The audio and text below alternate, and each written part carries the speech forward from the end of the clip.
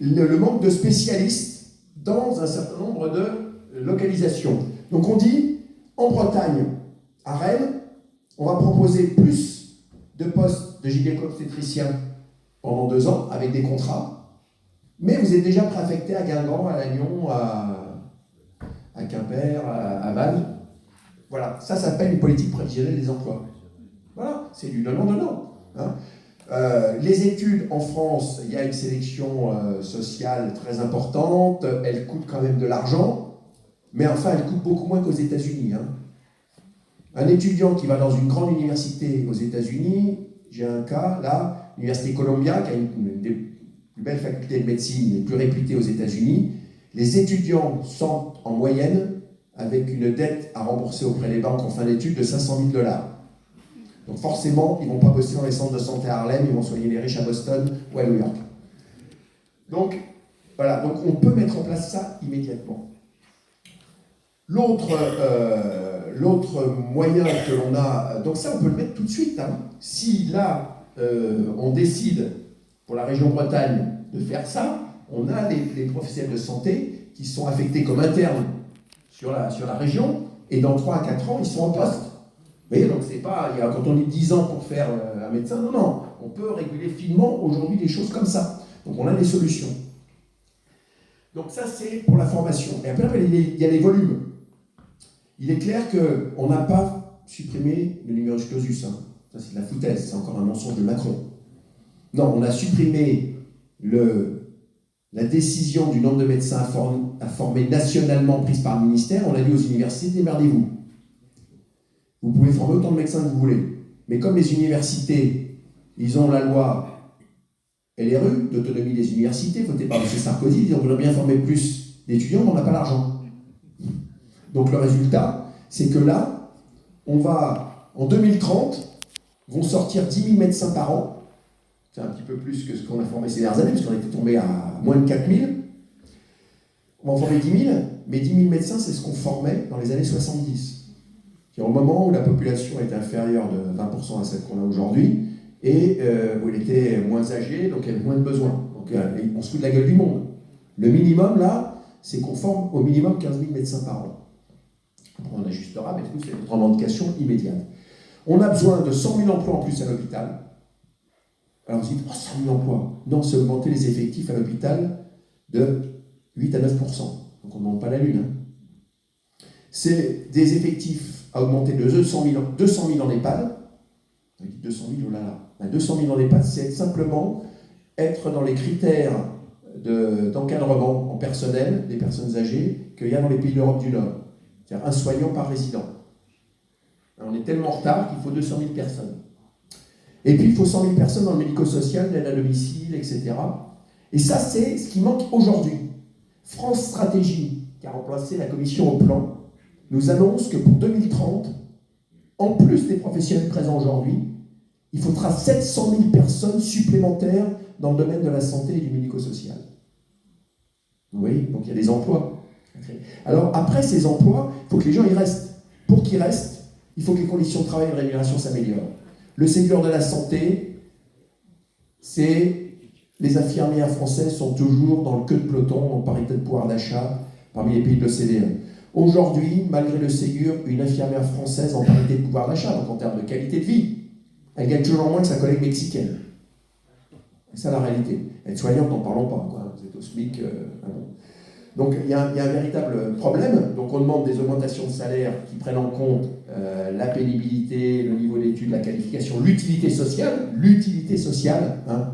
Voilà, la hiérarchie des salaires, ça va être l'utilité sociale. Et puis les conditions de travail, on a un travail pénible. La pénibilité aujourd'hui, il reste toujours de la pénibilité dans l'industrie, etc. Mais la pénibilité qui augmente et qui a un retentissement sur l'état de santé de la population, ce sont les horaires décalés. On a de plus en plus de gens qui travaillent en horaires décalés. Pas pour des bonnes raisons, mais nous, c'est pour des bonnes raisons, et c'est obligatoire les horaires décalés. Eh bien, une solution pour rendre ce métier attractif, c'est les 32 heures sur 4 jours. Ce que demandent les professionnels aujourd'hui, c'est d'avoir plus de jours de repos pour pouvoir profiter de leur vie de famille, pouvoir se reposer. Voilà. Parce qu'aujourd'hui, qu'est-ce que demandent les professionnels, en particulier les jeunes, mais qui provoquent un abandon du métier? C'est pour avoir plus de jours de repos, ils demandent à travailler en équipe de 12 heures. Les équipes de 12 heures, c'est une catastrophe. l'Association des médecins du travail, hospitaliers, ont clairement dénoncé cette dérive qui détruit physiquement, psychologiquement les professionnels. Sans compter que les horaires décalés dans une profession où vous avez 80% de femmes, il faut savoir que les horaires décalés, ça modifie votre cycle hormonal et que donc c'est un facteur de risque si vous avez les mauvais gènes du cancer du sein. Et que c'était reconnu dans un certain nombre de pays étrangers, qu'on vient de le gagner là au Conseil d'État, le fait qu'on a une collègue dont le cancer du sein a été reconnu comme une maladie professionnelle. Voilà. Donc vous voyez, tout ça, ça pèse. Donc le fait qu'on demande 32 heures sur 4 jours, alors qu'on le fait dans un certain nombre d'entreprises et qu'on nous montre au journal de 20 heures en disant mais finalement la productivité, machin, pour des entreprises qui font du tout n'importe quoi, à l'hôpital, enfin dans l'hôpital, dans les EHPAD, etc., c'est ça qui mettra de l'attractivité. C'est pas que l'augmentation des salaires. Hein. Quand on demande aux professionnels de santé, en premier, c'est d'être en nombre suffisant, pouvoir avoir plus de repos, être mieux payé. Et c'est les trois, ça va ensemble. Si on tire que sur une seule ficelle, ça marche pas. Il faut tirer sur les trois ficelles. Et alors oui, mon brave monsieur, la dette qu'on va laisser à nos enfants. Vous connaissez ça, la dette qu'on va laisser à nos enfants. Alors déjà, je sors du domaine de la santé. Vous pourrez inviter Bernard Friot pour faire de l'économie. Mais c'est de l'escroquerie intellectuelle. Le budget d'un État, ce n'est pas le budget d'une famille. À moins, je ne sais pas comment vous vivez en Bretagne, mais comme il y a du granit, il n'y a pas beaucoup de caves creusées dans la terre, à moins que vous ayez une cave avec une machine pour fabriquer des billets, qu'on compare le budget d'une famille au budget de l'État, c'est de l'escroquerie intellectuelle. Voilà, il n'y a pas de problème de dette. La dette, elle peut varier en fonction des cycles économiques. Vous savez, la Grande-Bretagne, à l'époque, ça s'appelait l'Angleterre. L'Angleterre, pour battre Napoléon, avait besoin d'une armée, et l'armée, ça coûte cher. Donc, l'Angleterre a emprunté en 1812-1813 pour pouvoir équiper son armée, et puis finalement, ça a été une réussite, parce qu'il y a eu Waterloo, ils ont gagné. Et bien, l'emprunt de 1812-1813, la Grande-Bretagne a fini de le rembourser en 1950. Bon, vous, une famille, on peut vous prêter jusqu'à 25 ans, mais pas plus. Hein. Voilà, donc c'est pas la même chose. Et puis, vous fabriquez de la monnaie, vous pouvez dévaluer, etc. Donc, la dette, c'est une arnaque. Et on crée sciemment de la dette, le fameux trou de la Sécu, pour imposer des plans d'économie. Or, on a des leviers, là, et on a demandé aux députés, et les députés de gauche présentent ces amendements régulièrement, mais là, comme il n'y a pas de débat, bon, quand même, la loi de finances, le projet de loi de finances de la sécurité sociale a été retoqué par la commission des affaires sociales à l'Assemblée. C'est la raison pour laquelle Borne a décidé de déclencher 49.3. Mais dans les amendements qu'on propose, et que ce sont des amendements immédiats, vous voyez, c'est quoi? On peut immédiatement dégager les 4,5 milliards dont on a besoin pour créer les 100 000 emplois à l'hôpital, en supprimant un impôt qui est prélevé sur le budget hospitalier, qui s'appelle la taxe sur les salaires, et donc qui est prélevé sur quoi? Sur notre argent, sur nos cotisations sociales. L'État prélève un impôt sur nos cotisations sociales par le biais de la taxe sur les salaires. La taxe sur les salaires, ça représente 12% du salaire des hospitaliers. Ok? Et pourquoi le gouvernement, enfin pourquoi l'État a créé cette taxe sur les salaires? C'est parce que à l'époque où on a créé la TVA, on a dit il y a les activités marchandes, il y a la TVA, il y a les activités non marchandes. Dans les activités non marchandes, qui sont surtout les activités avec de l'emploi, on va créer une taxe sur les salaires. C'était peut-être justifié à l'époque. Aujourd'hui, elle n'est plus justifiée. On demande la suppression de cet impôt. Alors vous savez, il y a la règle d'or. Si on supprime un impôt, il faut en créer un autre. Il faut équilibrer. Et bien, banco, si on supprime la taxe sur les salaires, on rétablit l'ISF, 4,5 milliards, c'est la même chose. Non mais, à concon et demi, quoi. Je veux dire, à un moment donné, qu'est-ce qu'a apporté à la société la suppression de l'ISF? Rien. Créer 100 000 emplois à l'hôpital, on sait ce que ça apporte tout de suite. Voilà, donc c'est un choix politique à faire. La taxe sur les salaires.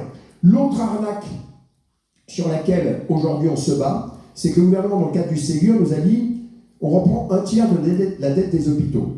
Alors déjà, cette dette, elle est illégitime, puisque c'est l'Europe qui a imposé le fait que les hôpitaux, les communes, tous les établissements publics ne pouvaient plus emprunter auprès d'un organisme financier de l'État, qui s'appelait la Caisse des dépôts, avec des prêts bonifiés sur 40, 50, 60 ans, qui permettaient de construire des piscines, des écoles, des hôpitaux. Il fallait donc que toutes ces structures publiques empruntent sur le marché auprès des banques. C'est une grosse arnaque, puisque les banques ont de l'argent gratos auprès de la Banque Centrale Européenne et le reprêtent avec un taux d'intérêt, donc pour faire des bénéfices auprès des collectivités, le cas des hôpitaux. Donc c'est comme ça qu'on a créé la dette des hôpitaux, qui se monte aujourd'hui à plus de 30 milliards d'euros. 35 milliards d'euros. L'État vous a dit on va faire un effort. Dans le cas du Ségur, on reprend un tiers. Mais on reprend un tiers, ça ne suffit pas. Parce qu'en plus, comme ils ne subventionnent pas les investissements à hauteur de ce qu'il faudrait, les hôpitaux reconstituent de la dette aujourd'hui. Voilà. Donc, on demande la reprise intégrale de la dette des hôpitaux, comme ils ont pu le faire. Donc, vous voyez, on n'invente pas la poudre, on prend des exemples. Comme ils ont pu le faire dans Réseau Ferré de France, pour qu'ils puissent continuer à entretenir et construire des lignes de chemin de fer. Donc, dans ce qu'on appelle une structure de défaisance, c'est-à-dire c'est l'État qui reprend la dette des hôpitaux, et les hôpitaux repartent à zéro et peuvent de nouveau réinvestir. Parce qu'aujourd'hui, simplement en intérêt, c'est pas en capital, les hôpitaux aujourd'hui versent 800 millions d'euros en intérêt aux banques. Voilà. Donc, 4 milliards et demi, 800 millions d'euros. Et quand un hôpital investit, si on vous reconstruit l'hôpital à Lannion, on va vous dire, il y en a pour 60 millions de dépenses. Mais il n'y aura pas pour 60 millions de travaux, parce qu'il y aura 10 millions qui partiront à l'État par le biais de la TVA. Donc on demande la suppression de la TVA sur les investissements hospitaliers. Vous voyez ? Donc c'est des choses tout à fait simples qui peuvent être votées dans une loi de finances de la sécurité sociale, et à nous de diffuser cette information, de le réclamer, de faire pression sur les élus. Vous voyez, parce que quand on va voir un élu, quelle que soit sa couleur politique, on gueule. Mais après, on lui dit, voilà, on demande concrètement, là, vous êtes dans la commission des affaires sociales, mais très bien, on veut vous proposer cet amendement, puis on revient vous voir après. Est-ce qu'il est passé ou pas? Est-ce que vous l'avez présenté?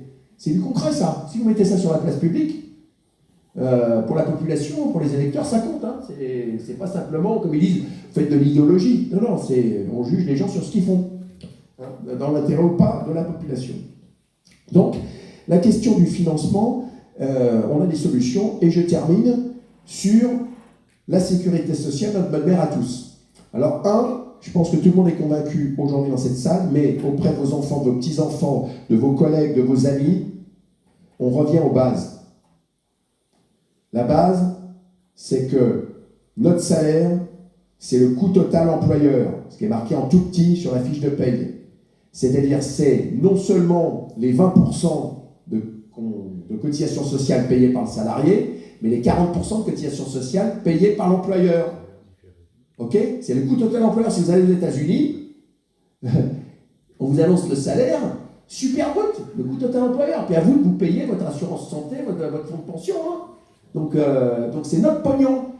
Et donc c'est une grosse arnaque d'avoir dit il y a des charges patronales. Non, il n'y a pas des charges patronales. Non, ça serait beaucoup plus simple si on avait une fiche de paye où il y en a le coût total employeur, et puis il y a ce qu'on verse sur une seule ligne à la sécurité sociale, qui a différentes prestations, parce que les branches, ça a été créé par De Gaulle pour opposer les prestations entre elles, et puis en mettre certaines en déficit et d'autres. Non, on a la prestation santé, on a la prestation retraite, on a la prestation allocation familiale, et accident du travail, et même on réclame que le chômage soit dedans. Ou une seule ligne, vous avez votre ligne rémunération, salaire, et puis votre ligne cotisation sociale, et après vous avez votre net. Voilà. Parce que si on ne revient pas à ça, qu'est-ce que propose aujourd'hui, par exemple, le Rassemblement national pour augmenter les salaires? Diminuer les cotisations sociales. Super, on vous diminue les cotisations sociales, donc ce que vous allez avoir en plus sur votre fiche de paie, c'est que vous donnerez en plus à votre assurance maladie complémentaire. Voilà, donc c'est de l'arnaque. Donc, revenir à la fiche de paie, et on veut une seule ligne. Et pourquoi on veut une seule ligne? Parce qu'on défend. Le slogan, c'est la sécurité sociale à 100%. Mais ça, c'est qu'un slogan. Macron aussi, il est pour la sécurité sociale à 100%. Nous, on est pour la sécurité sociale intégrale, collecteur unique de cotisation, payeur unique de prestations. C'est pas tout à fait la même chose. C'est-à-dire que la sécurité sociale, même mon ami, entre guillemets, Grimaldi, il est pour le 100% sécu. mais il en exclut tout ce qu'il considère comme des soins de confort. Alors il dit, moi, je préfère que la Sécu, elle continue à payer les cures thermales, qu'on encadre, mais je préfère, moi, une cure thermale bien faite, plutôt que de prescrire des anti-inflammatoires qui vont faire des ulcères pour les patients que je vais voir ensuite aux urgences, quoi. Hein, voilà, parce que donc les soins, c'est pas que de la technique, c'est pas que des médicaments, c'est aussi la prise en charge psychologique, sociale, le bien-être, donc tout ça. Donc ça doit être pris en charge par la sécurité sociale. Un médicament, si c'est un médicament, il est pris en charge à 100%. Si c'est pas un médicament, c'est un complément alimentaire. Et c'est pas pris en charge par la Sécu, mais il faut être clair. Voilà. Hein, et donc, ça veut dire que on va vers l'extinction des assurances maladie complémentaires. Ça coûte très cher. C'est le cheval de Troie pour tuer la Sécu. Alors ça a été un débat compliqué avec les camarades qui siégeaient dans les mutuelles. Mais on leur a dit non. Nous, la mutuelle, on va se battre pour que tu récupères la gestion des EHPAD d'Orpea.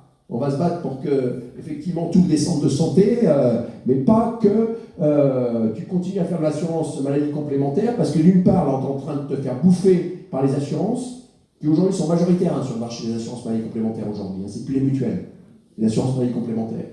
C'est les assurances lucratives. Donc, si on a une seule ligne de cotisation sécurité sociale, on dégage immédiatement entre 7 et 8 milliards d'euros de frais de gestion, parce qu'on aura un seul organisme gestionnaire. Aujourd'hui, quand vous versez 100 euros à la sécurité sociale, vous en récupérez 95. Les frais de gestion de la Sécu, c'est 5%. Quand vous versez 100 euros à votre assurance maladie complémentaire, vous en récupérez au mieux 80%, en général c'est 75%. Parce qu'ils ont leurs frais de gestion, il faut qu'ils fassent de la pub, ils subventionnent aussi un peu les syndicats, hein, on peut dire ce qu'il y a. Bon, mais tout ça, non, c'est de la merde, on arrête. Donc, on supprime, on va vers l'extinction des assurances maladie complémentaires pour avoir la sécurité sociale intégrale. C'était ce qui était prévu dans le Conseil national de la résistance et qu'on n'a jamais mis en place. Voilà. Et donc, c'est clair, c'est du financement public. Et dernière chose, on veut garder la sécurité sociale, parce que je vous ai dit ce qui se passait quand la santé était financée par l'impôt. On était dépendant des décisions politiques d'un gouvernement, comme ça s'est passé avec Thatcher en Grande-Bretagne, et la Sécu, elle est à nous. Et donc, c'est pas le paritarisme, hein. On ne réclame pas le paritarisme à la Sécu. On réclame de revenir à la gestion initiale de la sécurité sociale, 75% de représentants des assurés sociaux, 25% de représentants des employeurs. Parce que le paritarisme, c'est une arnaque totale. Il suffit qu'il y ait un syndicat jaune et les patrons sont majoritaires.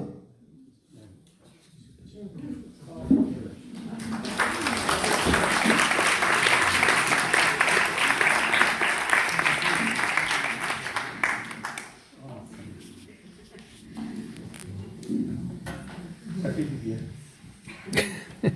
C'est pour ça, il faut sortir de là avec la bière. Donc lorsque je suis intervenue plein de fois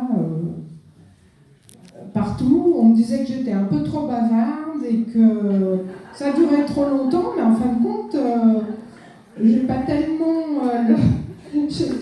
tellement les compétences de Christophe, mais j'ai l'impression que je disais un peu la même chose, quoi. Et j'avais proposé aussi comme idée de virer une GHT d'Armor et de recréer des GHT un peu plus centrés sur les territoires de vie. Donc, je devais être visionnaire. Voilà. Donc, je vous passe... Groupement hospitalier de territoire, c'est-à-dire que nous, là, on dépend de Saint-Brieuc, l'hôpital pivot, l'hôpital décideur, c'est Saint-Brieuc. La directrice du GHT, Ariane Bénard, est aussi la directrice de notre hôpital à Lannion. Nous sommes avec un directeur délégué. Voilà. Donc là, on va vous passer le micro pour que vous posiez toutes les questions que vous voulez. Voilà.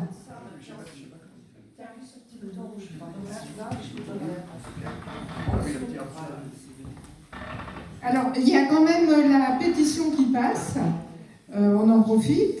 Et puis, on a manqué un petit peu d'organisation, mais tout à l'heure, Christophe a râlé contre certaines personnes, certains décideurs. Donc, dans le cadre du Tour de France pour la santé, il y a une action, c'est d'attribuer des cartons rouges pour les choses qui ne nous plaisent pas du tout, les personnes qu'on considère ne pas faire le job, et les cartons verts soit pour les propositions, soit pour les choses bien.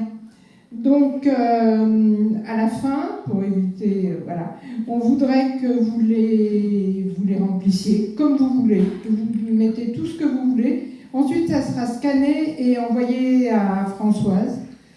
Donc, mon jour de boulot, n'est-ce pas? Heureusement que ça fait un quart de A4. Donc ça, c'est les premières choses. Ensuite, j'en profite parce qu'après les gens sauvent. Nos seuls moyens d'action, de financement, parce qu'on refuse les subventions pour être complètement libre de nos discours, c'est l'adhésion. Il y a peut-être une AG bientôt. Non, l'AG, on va la décaler, parce qu'on est un peu... Mais ça sera au mois de novembre ou début décembre, il faut qu'on voit ça. Voilà, donc je vous passe le micro. Ça y est. Oui, bonsoir. Donc moi, je suis hospitalière depuis 27 ans. Je suis kiné et je travaille depuis 19 ans au centre d'éducation Trestel. Alors c'est plutôt, si je peux me permettre, c'est un témoignage un petit peu de mon vécu. Depuis 27 ans, je vois le système de santé qui se dégrade. Là, notamment, ce qui m'inquiète beaucoup, c'est effectivement la fermeture des urgences la nuit, entre autres. C'est partie de mes inquiétudes. Donc, moi, ce que j'ai pu entendre, c'est qu'au niveau de la direction, ils se réjouissent que la plupart du temps, les urgences de Lannion ne soient pas fermées en même temps que les urgences de Guingamp, ce qui est quand même arrivé au moins une fois, d'après ce que j'ai entendu dire. Ce que je vois là aujourd'hui, c'est que du coup, Saint-Brieuc se retrouve sous pression au niveau des urgences. Il faut bien qu'ils épongent ce qui ne se fait pas ailleurs, notamment Pontivy, Lannion, Guingamp. Et ce que je vois, c'est qu'il y a 3 urgentistes qui sont partis à Saint-Brieuc déjà, et qu'il y en a 2 qui vont partir avant la fin de l'année. Donc en fait, Saint-Brieuc explose en fait sous la charge de travail supplémentaire due aux fermetures des petites structures. Voilà, donc bon, je ne sais pas combien de temps va tenir encore le personnel hospitalier qui est sous pression. Donc effectivement, qu'on rappelle sur leurs jours de repos, qui n'ont plus de vie personnelle parce que les plannings changent sans arrêt. Moi, j'ai, comme vous disiez, la ferme conviction que de toute façon, l'État veut casser l'hôpital public au profit de l'hôpital privé, qui lui est là pour faire uniquement du profit. Voilà, donc l'hôpital public soigne tout le monde. Il n'y a pas de tri à l'entrée, on n'est pas dehors le lendemain de son intervention, qu'on soit bien ou pas bien. Donc moi je défends l'hôpital public parce que déjà j'ai fait ce choix de travailler dans le public pour différentes raisons. Ce que je vois aussi, c'est que les directions, enfin je me pose la question, ces directeurs d'hôpitaux j'ai la sensation que ce ne sont plus que des managers qui pourraient être aussi à la tête d'une autre entreprise et qui managent l'hôpital comme une autre entreprise lambda. Or, c'est la santé. Ce que je vois aussi, c'est que maintenant, c'est la population locale, notamment dans notre région, qui a payé l'IRM, qui est aujourd'hui à Lannion. Je trouve ça scandaleux parce que c'est pas la population locale de payer les équipements, c'est à l'État de prendre en charge ces dépenses-là. Donc on est arrivé, effectivement, on a eu un IRM, on a de la chance, mais grâce au Trégorois. Donc voilà, et l'État, pour pallier au manque de médecins libéraux, ont créé les infirmiers, moi je appelle ça les infirmiers plus, ils en parlent, mais en fait ça c'est pour... ce sont des maigres moyens et des mauvaises comment je peux m'exprimer. J'essaie de trouver des solutions qui ne sont pas les bonnes pour moi. Voilà, donc j'aurais énormément de choses à dire, mais en tous les cas, c'est avec tristesse que je vois l'hôpital public s'effondrer. Je ne sais pas jusqu'où on va aller. Donc voilà.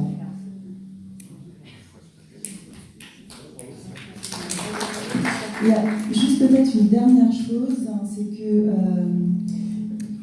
vous parliez j'ai aussi la sensation, le métier de soignant est un sacerdoce, hein, et qu'on entend trop parler de l'argent derrière ce métier, et que ça n'est parfois plus le patient qui est au centre, hein, mais les bénéfices qu'on peut en tirer, quoi. Donc voilà, avec tous les dépassements d'honoraires, c'est déjà une médecine à deux vitesses qui pour moi s'installe progressivement, parce qu'il y a des patients qui n'ont pas les moyens de payer ces dépassements d'honoraires, et voilà, progressivement on glisse vers une médecine à deux vitesses. J'aimerais être positive, mais au jour d'aujourd'hui, je suis plutôt négative quand je vois tout ce qui se profile à l'horizon. Alors, par rapport à ce que vous disiez, par rapport au sacerdoce, non, oui, mais ça fait rien. Nous avions rencontré le directeur délégué de l'hôpital de Lannion, avec Michel d'ailleurs, et en présence de Monsieur Le Bihan. Et à un moment, quand on lui avait parlé des conditions de travail des soignants, il avait dit « Oui, mais quand on s'engage dans certains métiers, on sait à quoi s'attendre. » Donc, les horaires supplémentaires, les travails de nuit et tout ça. Et avec un ton particulièrement suffisant et méprisant. Et le maire avait l'air tout à fait d'accord. Je lui ai répondu du tac au tac, le sacerdoce a des limites.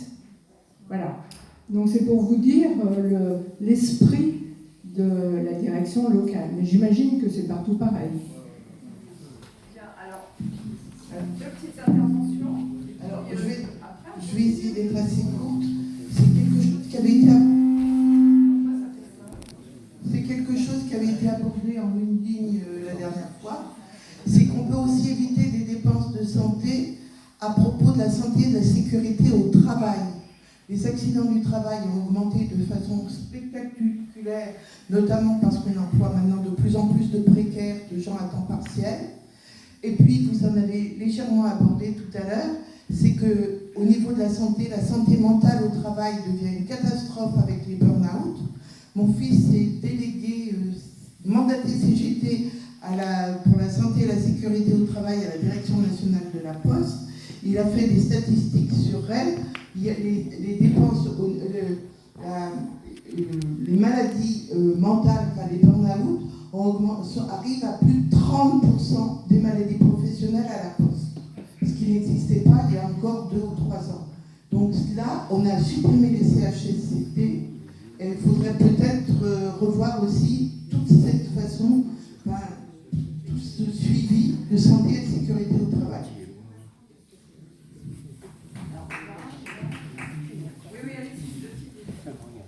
Oui, je suis du comité de soutien de l'hôpital de Guingamp, donc merci Christian pour revenir dans la région.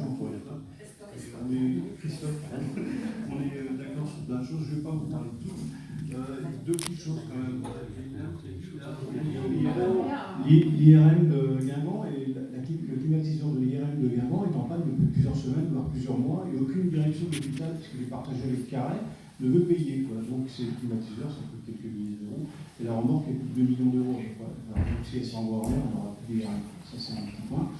Et deuxième point aussi, on a fait mardi dernier, la semaine dernière, on a fait une coordination de tous les hôpitaux bretons de proximité, et donc on a fait des sit-ins, des meetings aux heures des repas, entre midi et 2. Bon, on a eu à peu près 150 personnes ici, je suppose, c'était à peu près pareil. Mais par contre, ce qu'on a remarqué, à part la présence de notre député, il n'y avait aucun maire ni adjoint qui était présent.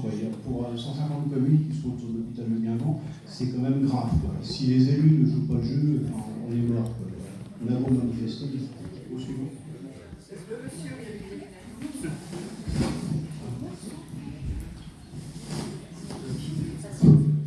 Donc Richard, donc, en fait, moi je suis hospitalier, j'ai été hospitalier pendant une quarantaine d'années dans pas mal d'établissements de France. J'ai fait le gros de ma carrière dans les Hauts-de-France. Bon, là je suis retraité maintenant, donc je suis arrivé ici, avec bonheur, dans les Côtes-d'Armor. J'adore. Par contre j'ai un peu peur. J'ai un peu peur parce que c'est vrai que tout ce que je vois par rapport je dirais, à l'avenir de l'hôpital ici de Lannion, c'est assez effrayant. En fait, on n'arrête pas de nous dépeindre une pénurie de médecins, une fermeture des urgences, ça me fait un peu peur. Et du coup, je m'étais assez intéressé, parce que j'ai participé pendant des années à des tas de groupes de travail et tout ça, et je m'étais intéressé à la mission de Rossetti, qui était donc Léon Rossetti, qui avait fait donc, un audit commandé par l'ARS, et qui proposait, alors bien entendu, le maintien sur place des hôpitaux de Lannion, Guingamp, et surtout un rapprochement dans le cadre de GCS, je crois, avec la polyclinique du Trégor. Je voulais savoir où ça en était. Est-ce que ça existe pour le vrai? Est-ce que ça marche pas? Est-ce qu'il y a une mise en commun? Parce que moi j'ai vécu pas mal de trucs comme ça, des GIE, des GCS, j'ai été administrateur d'un GIE, et on sait très bien que mêler le public au privé, globalement c'est la carpe et le lapin, ça ne marche pas. Ça ne marche jamais, tout le monde veut prendre un petit peu ses billes. Et du coup, moi je voulais juste un petit peu être rassuré sur l'offre de soins sur Lannion. Voilà. Je crois qu'il n'y a pas de quoi être rassuré. Le rapport Rossetti se trouve complètement dans le PRS, malheureusement. Donc il est repris dans le PRS. Alors j'ai encore 2 intervenants, et puis je propose de redonner la parole à la table. Tous ces cabinets d'audit et de consultants, là, même si le Rossetti c'est un local, là, c'est pas une grande boîte, c'est poubelle. Ça coûte très très cher, et la conclusion est prédéfinie par l'ARS quand il commence le rapport. Ça a été un prétexte pour avancer la société. C'était mon directeur sur les... Oui, moi c'était en complément à ce qu'a dit Christophe au début de son intervention sur le plan régional de santé en Ile-de-France. C'est pour informer aussi l'assistance que le plan régional de santé en Bretagne a été rejeté avec un avis défavorable unanime au conseil régional et au conseil départemental des Côtes-d'Armor et de l'Ille-et-Vilaine. Je n'ai pas l'information pour le Finistère et le Morbihan. Mais en tous les cas, moi, je suis membre du CDCA, du conseil départemental pour l'autonomie et la citoyenneté, et on a aussi donné notre avis. Donc moi, en tant que déléguée représentante CGT dans cette structure, on a eu aussi un vote unanime défavorable en y apportant les arguments. Et je considère quand même que ce sont des points positifs. Parce que ça n'avait pas été le cas il y a 5 ans, puisque le PRS, c'est un plan pluriannuel de 5 ans. Et donc, ce fait